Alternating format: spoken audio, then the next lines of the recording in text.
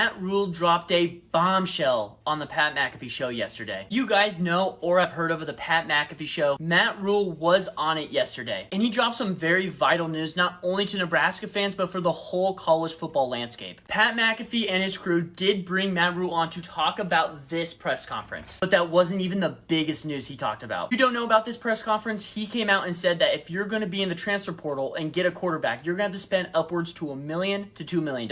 Yes, we might know this, but it is still shocking to hear someone say that. But what a supposedly 10 to 15 minute interview turned into 50 minutes, we got a lot of news out of Matt Rhule that affects every college football player and the whole college football landscape. Firstly, the big news he says affects all of these guys here, maybe potentially your favorite quarterback. Matt Rhule said that they can't technically talk about money to these recruits. So he said everything that the recruit hears is either hearsay or coaches may be doing it illegally. But again, they cannot sign the contract until after they transfer. So that shows a big risk for these players. If you're a little confused, let me put it into easier terms for you. So let's say you're an adult applying for a couple jobs. Let's say each job says they're going to pay you the same as the other jobs. Let's throw a number out there and just say $80K a year. Then you pick the job you like best, then you show up for the job, and then they tell you, oh, well, you're actually going to get $50K a year. But then those other jobs already hired people on so they cannot hire you. It would feel a little misleading, wouldn't it? Now say you're a high school or college kid. Let me relate it more to you. Let's say for Christmas your mom is going to get you the PS5. But that's as long as you do X, Y, and Z chores. So you do those chores,